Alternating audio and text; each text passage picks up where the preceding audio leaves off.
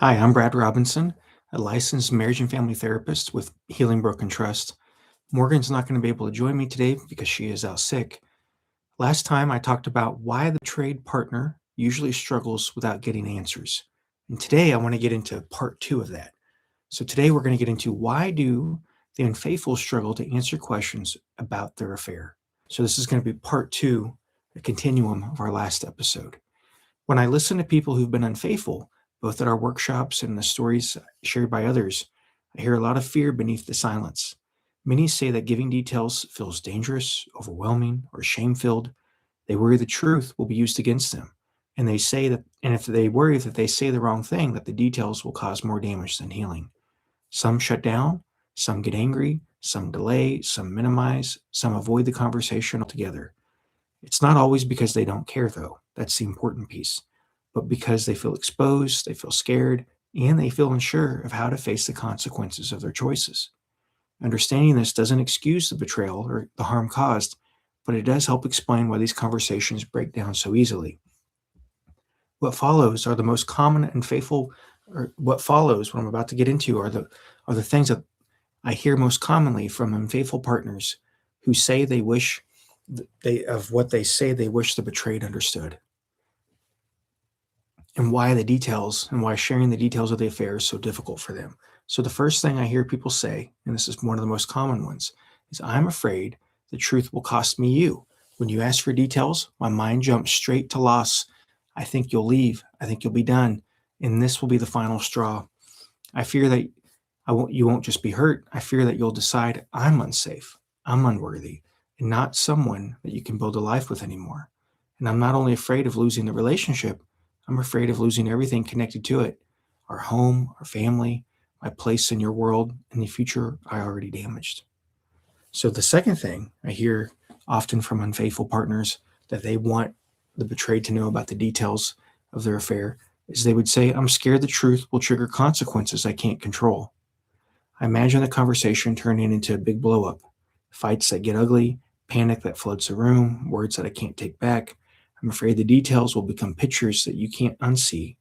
There's more pain that I've caused you that I can't undo. And then I'll begin to put comparisons and fear into your mind that just crushes your self esteem. And I'm scared of making it worse. So I shut down, I avoid, I withdraw, and ultimately I don't give you what you need. The third thing that I hear from unfaithful partners about why giving the details are so scary for them is they would say, I'm scared that you'll discover everything anyway. And then I'll just end up losing you all over again. I'll lose you twice. I lost you because of the affair I did and the pain that you're now in. And then you're going to hear all this and it's just going to be too much. So part of me fears that no matter what I admit, you're going to end up checking it out. You're going to research. You're going to connect the dots. You're going to find old messages. You're going to notice contradictions in my story. I'm terrified of that additional discovery where you realize there was more and I can't prove what I'm saying. And it confirms every fear that you already have about me. The fear makes me want to control the timeline and the story. I haven't learned to trust the process yet, that real healing can be built on managing consequences, that it cannot be built on managing consequences. It can only be built on full honesty, responsibility, and showing up when things are and showing up even when I'm scared. The third thing that the fourth thing that the average person would say who's been unfaithful is that giving you details hurts how I see myself. It makes it more real. It's not just, oh, I had this affair that I kept hidden in secret, but it hurts how I see myself. It causes me to really realize it was real and I was not in control like I thought I was. I thought I could hide. I thought I could minimize this. I thought I could pretend that you would never find out. So giving you details hurts how I see myself. I now see myself through the lens of shame, and I begin to see myself feeling like I'm a monster, that I deserve the punishment. Excuse me. I begin to feel I deserve the pain. I deserve the punishment. I deserve all of those things. And when that happens, it just causes me to just hate myself even more.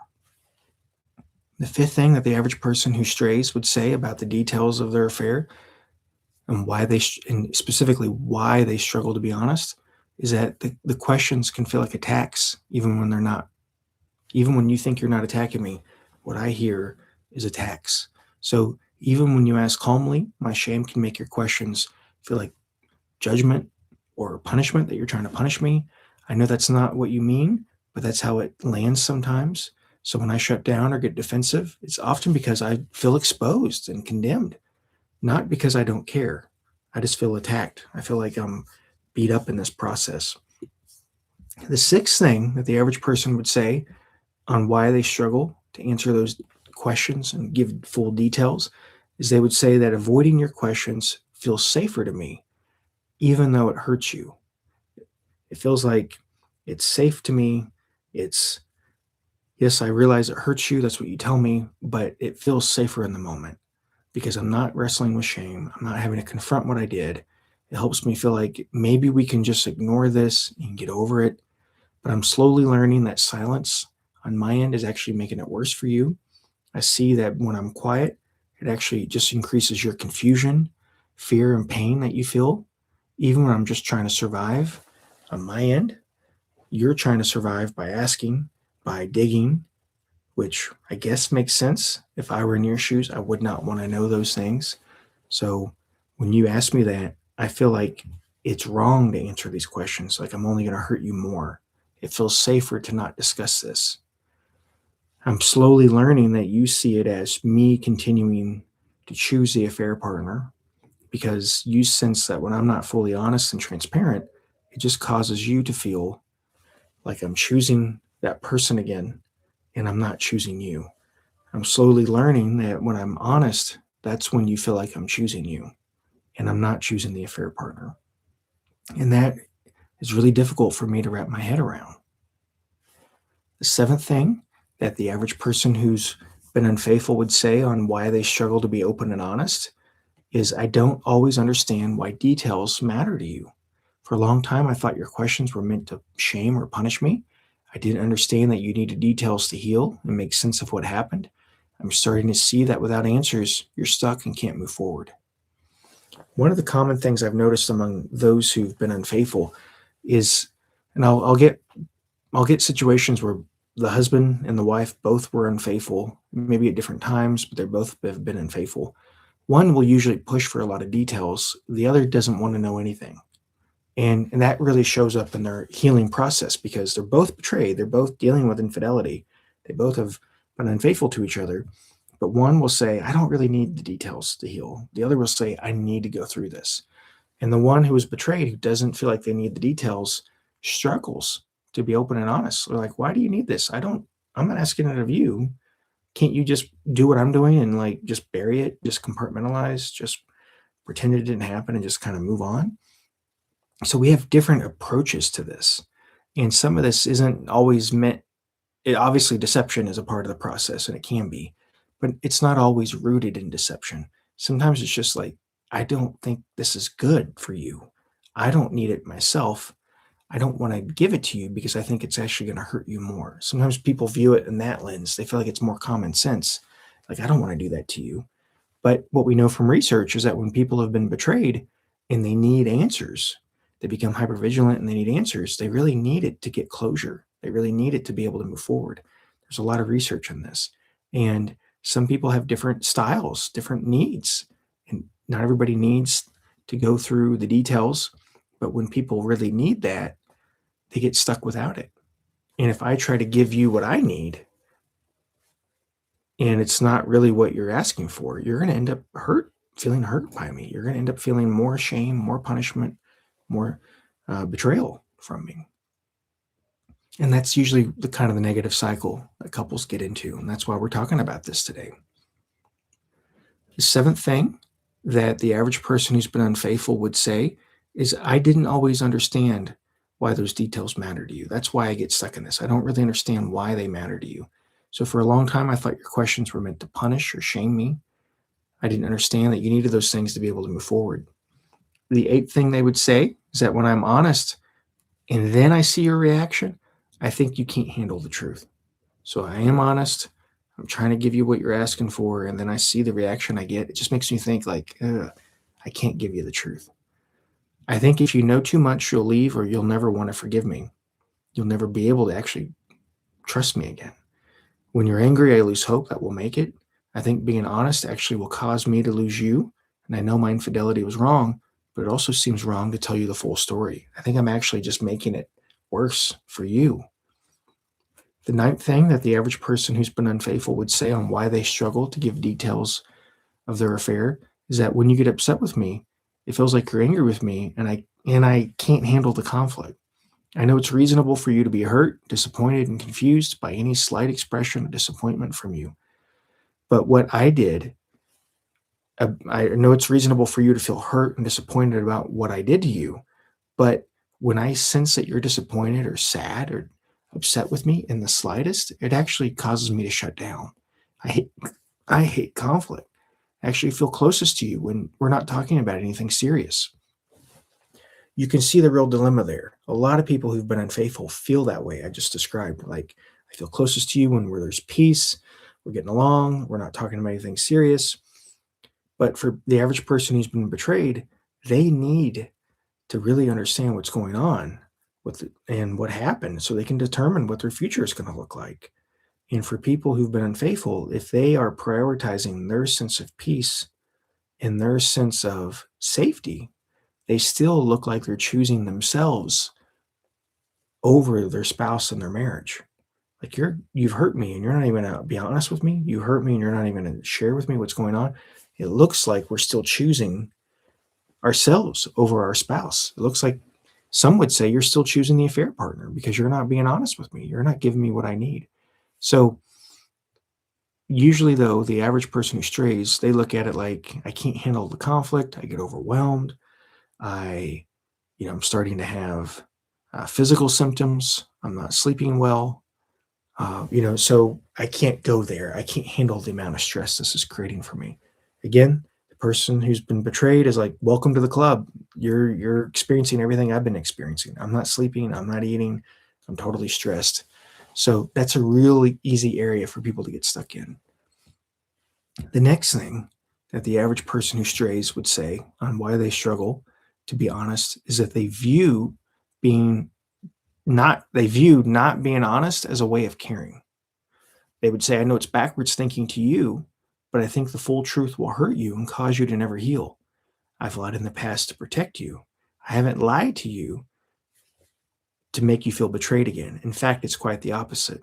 I've lied to keep you from having to know the messy, gory parts of what I've done, so what you don't know doesn't end up hurting you. I believe what you don't know won't hurt you, but you keep telling me it's hard to trust. But you keep telling me that it's hard to trust that what you don't know won't hurt you, and that my cover up is worse. From my perspective, that's just hard to believe. So, from my perspective, it's hard to believe that what you don't know is actually what hurts you, and that the cover up and me protecting you makes it worse. From my perspective, I really feel like if I'm totally open, that's going to destroy you. I haven't quite learned yet, and I haven't quite trusted the process that if I'm open and honest, it will cause you to feel better. I haven't learned that yet because my experience has been usually the opposite. You get upset, you ask more questions, you threaten to leave, you kind of doubt why you're even trying to reconcile, that kind of thing. The 11th thing that the average person who's been unfaithful would say on why they struggle to be honest about the details of their affair is that I'm afraid that no matter what I say, it will never be enough. Sometimes I hold back because I'm scared that even if I answer everything, you'll still need more. I worry there will always be another question, another detail, and that I'll never be able to make things better no matter how honest I am. That's a common question or a common concern, that the average person who's been unfaithful has. Like, it's just never going to be enough. The 12th thing that the average person who strays has in common is I'm scared the details will hurt you even more. Some details feel dangerous to share because I'm afraid they will cause you more pain. I don't want to add new images or thoughts that might stay with you forever. That fear makes me hesitate to share the details of what you're asking. So it's scary to give you those kinds of details. It's just going to hurt you more. The 13th thing they would say is I don't always know how much detail is the right amount. I struggle to know what to share and what not to share. I'm afraid of saying too little and being accused of hiding, or saying too much and causing more damage. That uncertainty makes me hesitate. I've had times where you've wanted me to be more open and transparent, and I've tried to do that. And it felt like it was too much. Like you didn't actually want me to be that honest. And I've had times where I thought I was being fully transparent and fully honest, and it didn't come across like I was. So I'm confused on what's the right amount to give. The next thing that the average person would stray, the next thing the average person who has strayed would say on why giving the details are difficult for them is they say, I'm afraid you'll only see me as my worst mistake. So when I talk about the affair, I worry that this will become the only thing that you'll see when you look at me. I'm afraid I'll be forever defined by what I did, and that fear makes it hard to open up. I'm afraid that you will only see me as this situation, my worst mistake. The 15th thing that the average person who has strayed would say on why giving the details of the affair is difficult is they would say, this is what they would say.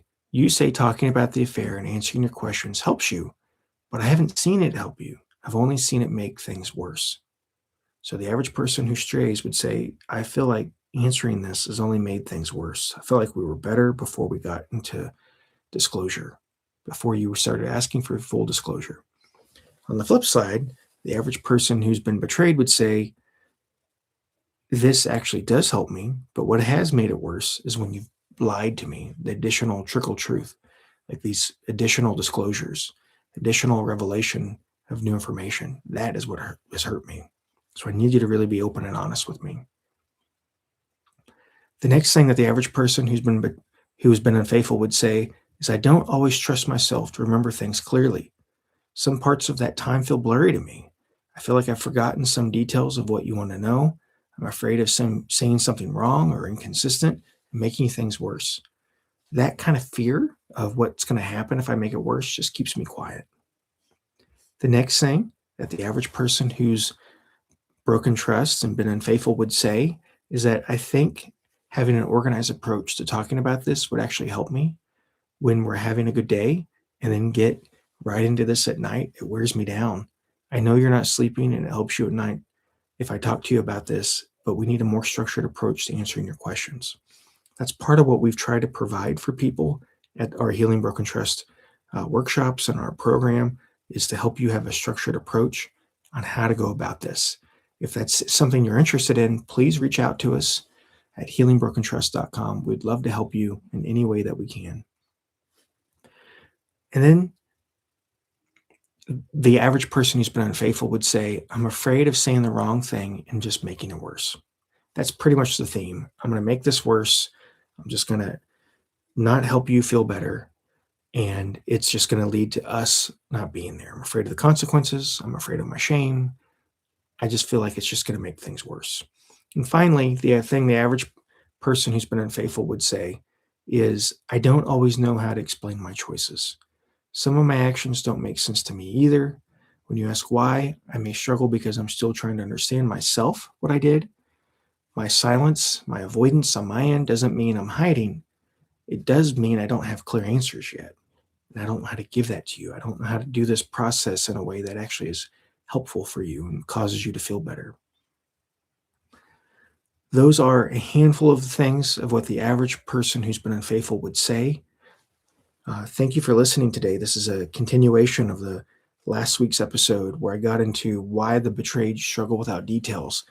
And if you listen to both of these episodes back to back, it really can help you understand the natural friction that is there. Because usually the average person who's been betrayed, about 70% of them want to know everything. About 20% want to know a great deal. 10% don't want to know anything.